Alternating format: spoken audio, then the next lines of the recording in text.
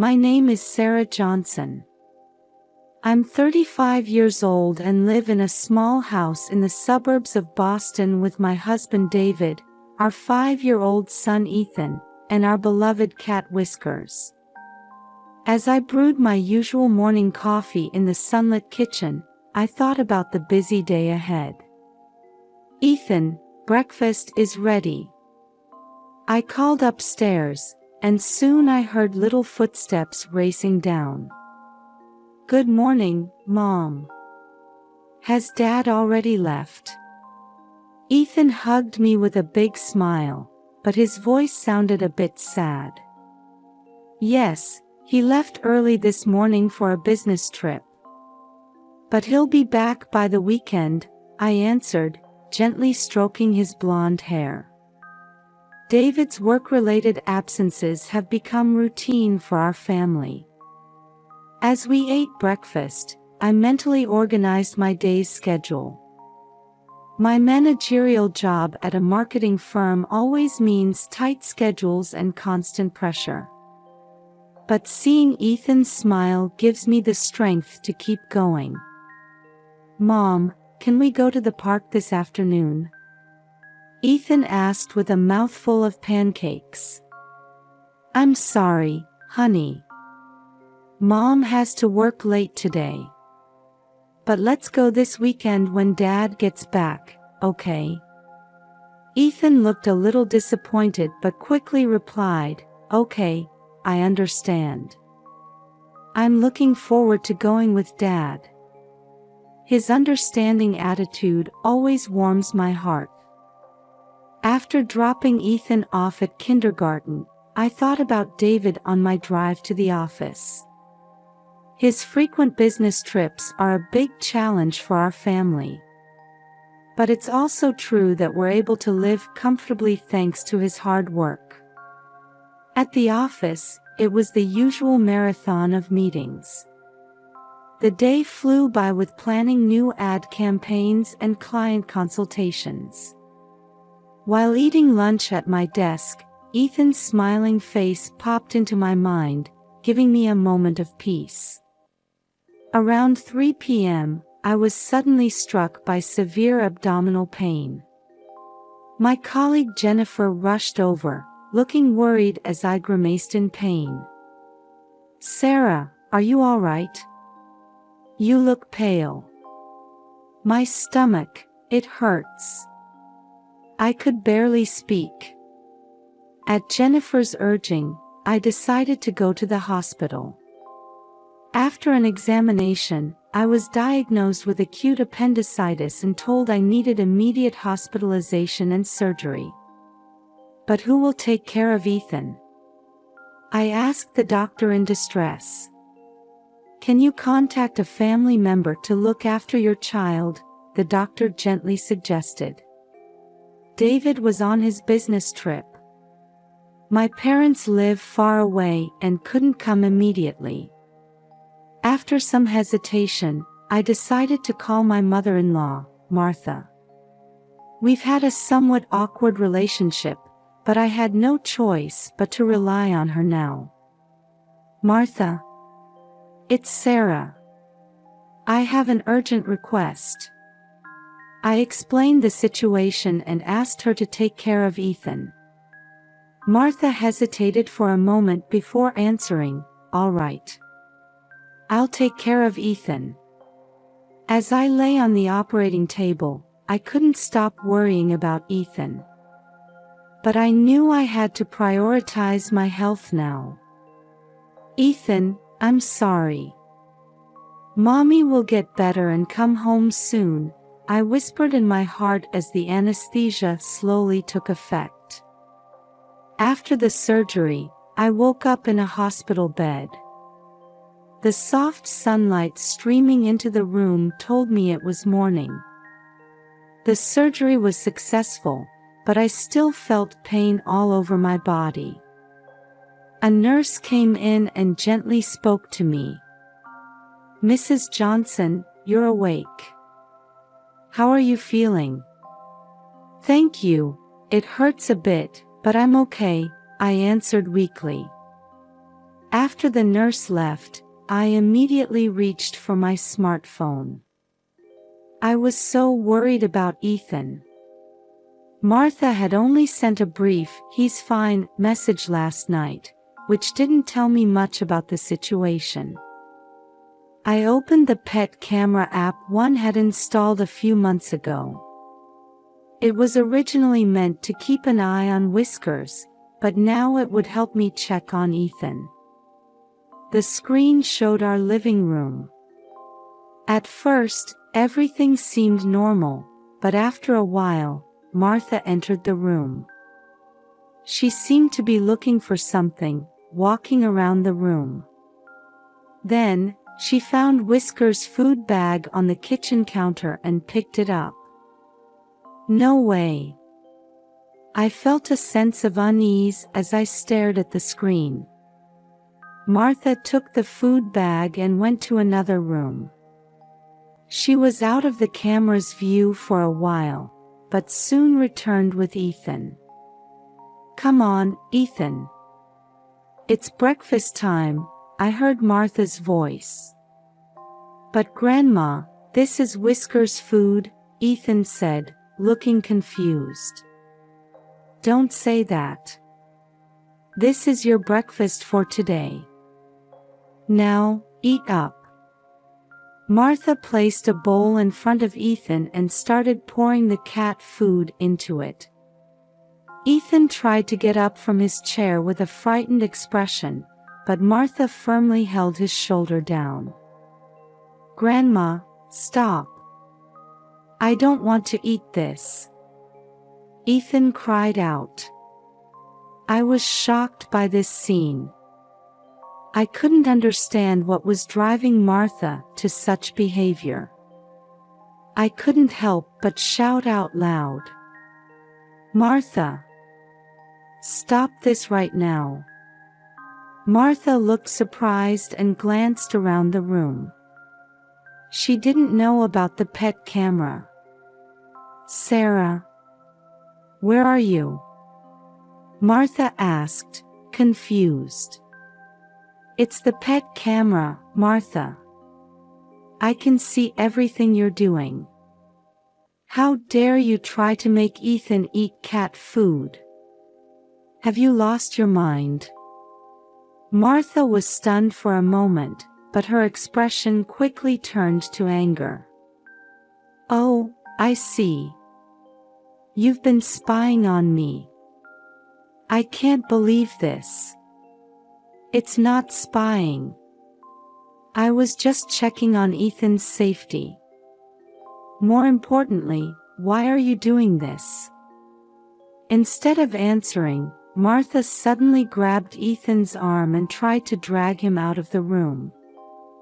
"Grandma, it hurts," Ethan cried out. "Martha, stop. Don't hurt Ethan," I shouted desperately, but Martha wouldn't listen. Martha and Ethan disappeared from the screen, seemingly moving to another room. After a while, only Martha returned. She stared at the camera with cold eyes. "Sarah, you don't understand anything. I'm doing this for Ethan's own good." "What are you talking about? How is feeding him cat food good for Ethan?" Martha didn't answer. Instead, she slowly approached the camera and reached out her hand. The next moment, the screen went black, and the connection was lost. I was shaking with fear and anger. I had no idea what Martha was doing or where Ethan was. I desperately pressed the nurse call button. "Please, it's an emergency. Can you contact the police and ask them to go to my son's house?" The nurse looked confused but, seeing my desperate state, quickly complied. She contacted the police and explained the situation.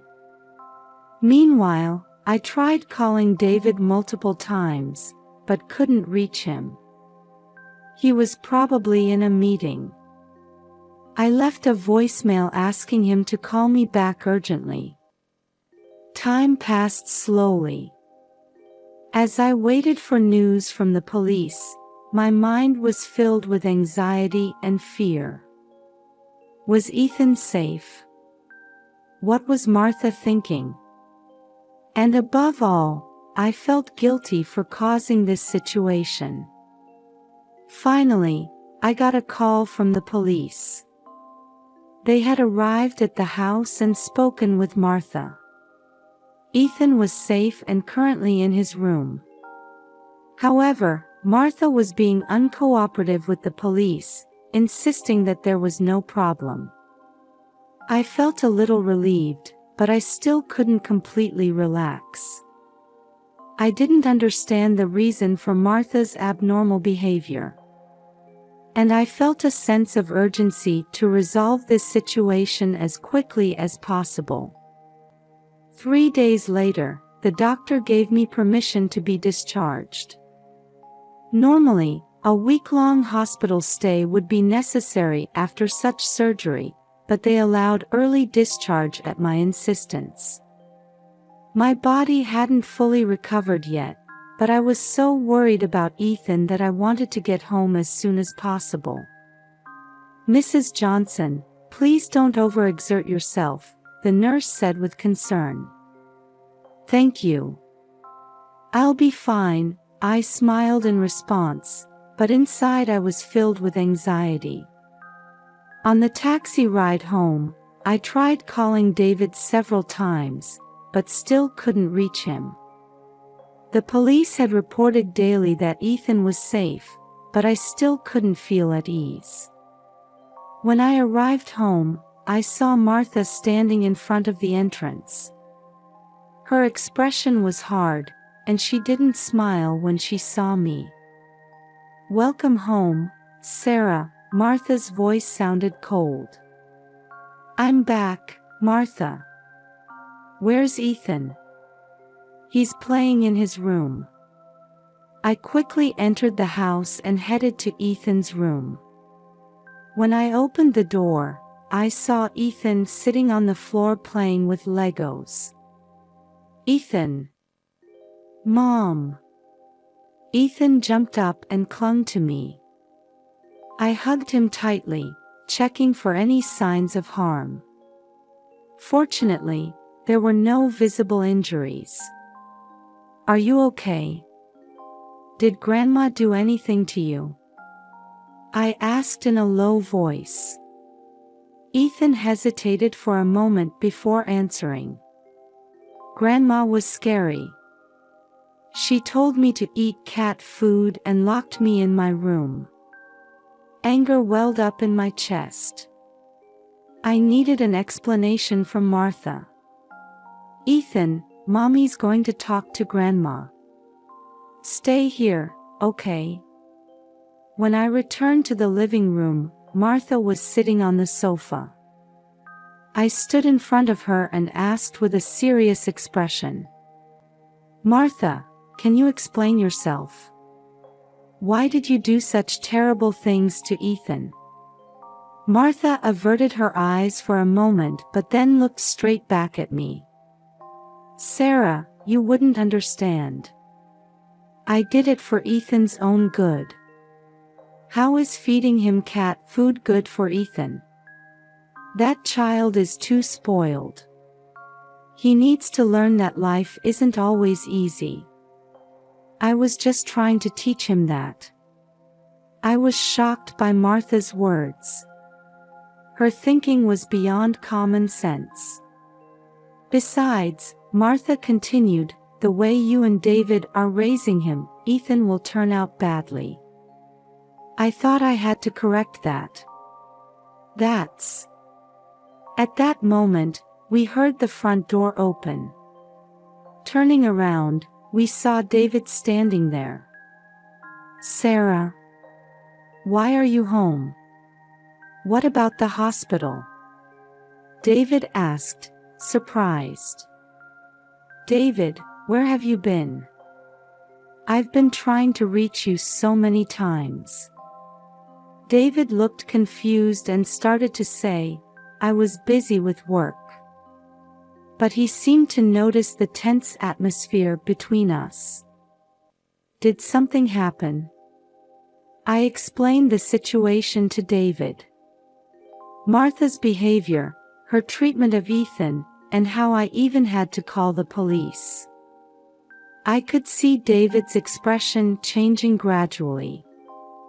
Mom, is this true? David asked Martha.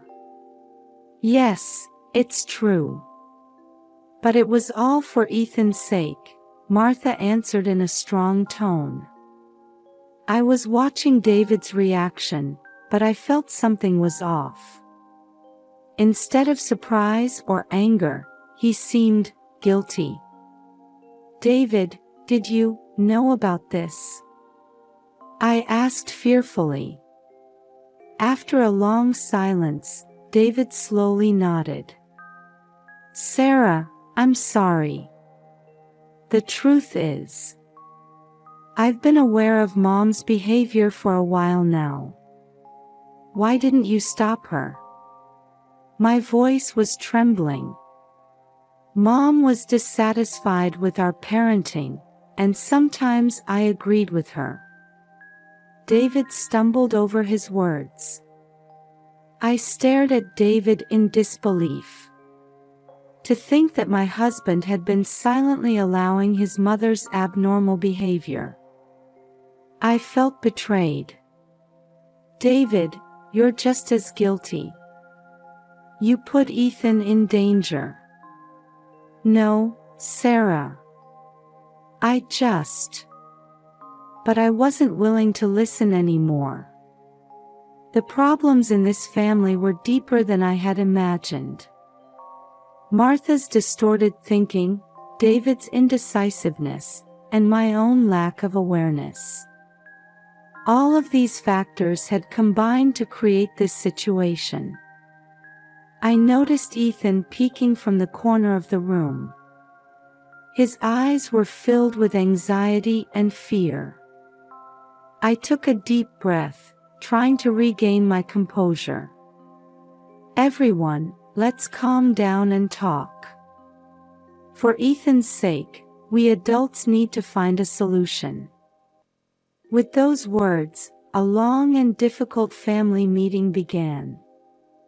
The three of us, me, David, and Martha, sat on the living room sofa, with an indescribable tension hanging in the air.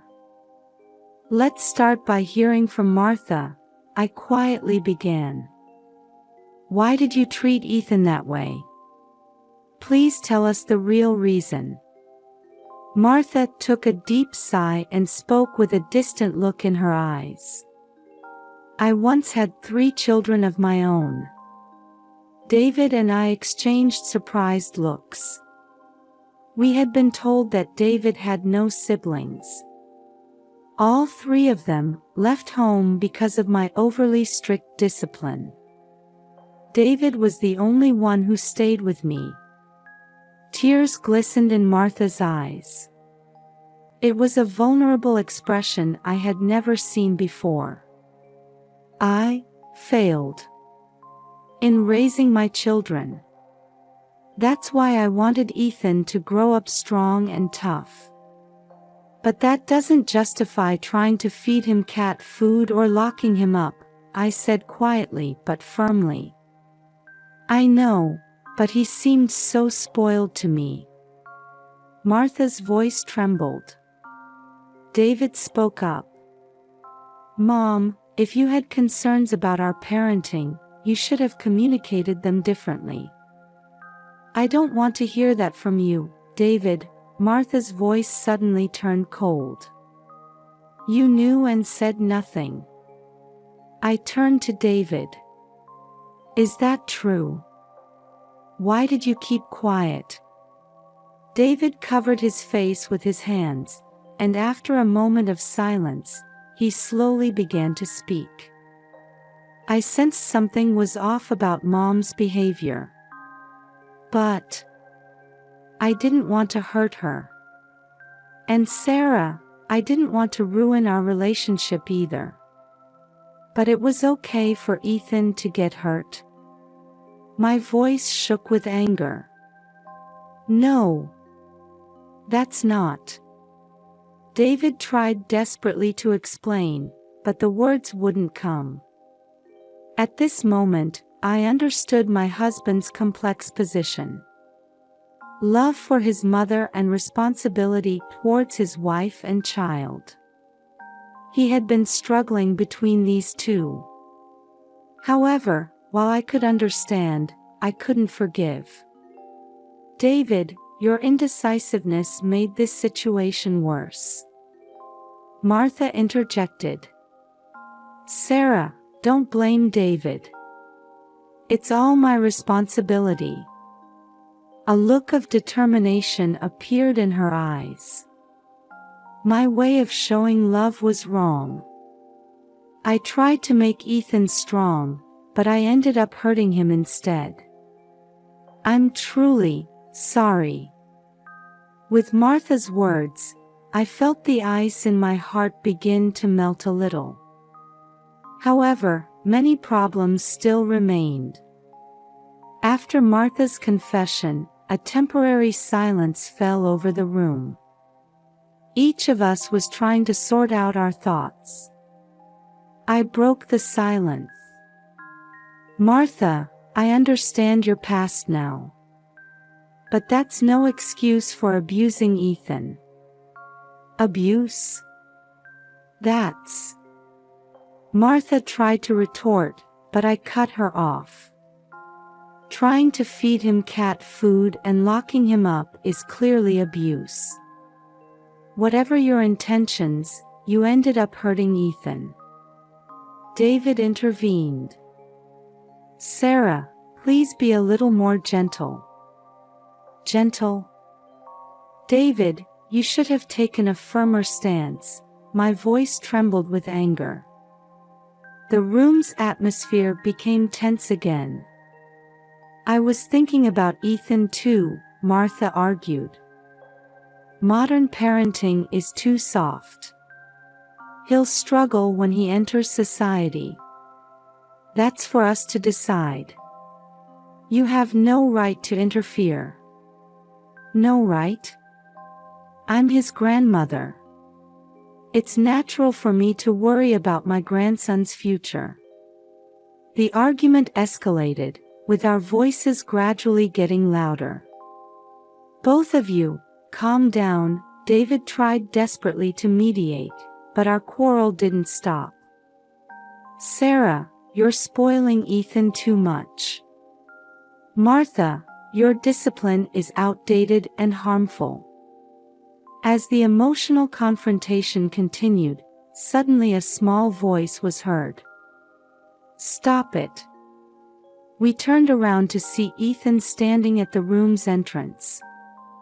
His eyes were filled with tears, and he was hugging himself tightly. Everyone, please don't fight. At that moment, we all felt ashamed of our behavior. The sight of the young child caught in the middle of adults' disputes was heartbreaking. Ethan slowly entered the room and walked straight to Martha. We held our breath, watching. Grandma, Ethan took Martha's hand in his small ones. I was scared of you, but I don't hate you. Tears welled up in Martha's eyes. But you know, I don't want to eat cat food. Human food tastes better. Ethan's innocent words changed the atmosphere in the room completely. Martha burst into tears and hugged Ethan. I'm sorry, Ethan. Grandma was wrong. David and I were speechless at this unexpected turn of events. Ethan's pure heart had untangled the complex knot of adult emotions.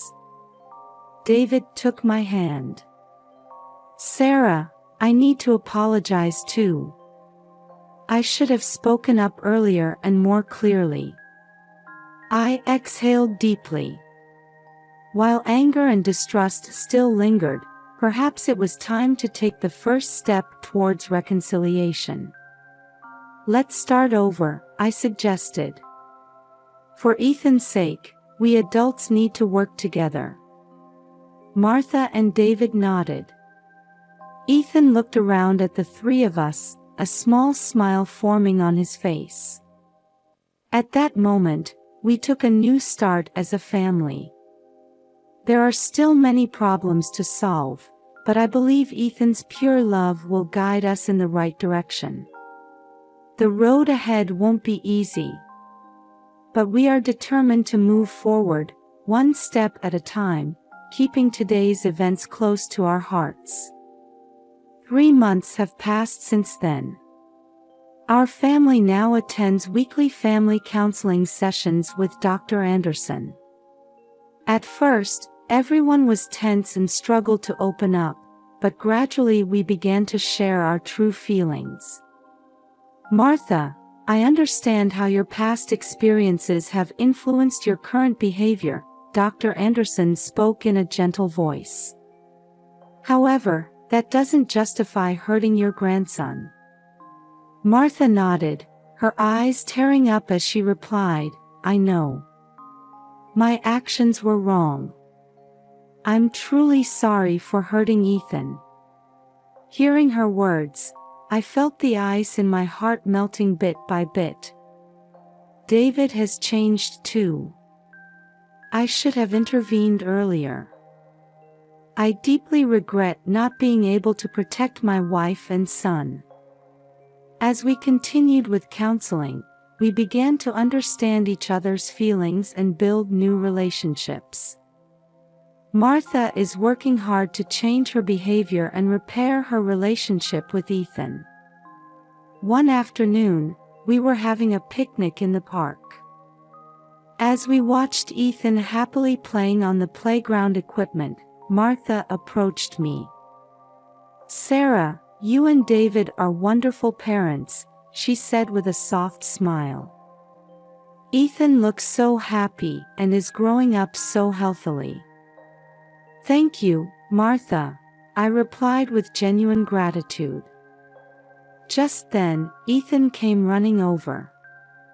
"Grandma, let's go on the swing together." Martha hesitated for a moment, but her face naturally lit up at Ethan's innocent smile. "Of course, Ethan." Watching the two of them happily heading towards the swings, I felt a warmth in my chest. As we were preparing to go home in the evening, Ethan suddenly stood in front of Martha. "Grandma, I'm not scared anymore. I love you." Overwhelmed with emotion, Martha gently hugged Ethan. "I love you too, Ethan. I'm sorry, Grandma was wrong before." Seeing this scene, David and I caught each other's eye and smiled. On the way home, Ethan contentedly said, "Today was the best day ever." I gently stroked my son's head and replied, "Yes, it really was a wonderful day." Family bonds can sometimes be hurt and shaken. But with mutual care and an unwillingness to give up, they can always be repaired. Today's events proved that. We'll surely face more difficulties in the future. But we're not afraid anymore. We have confidence that we can overcome them together as a family.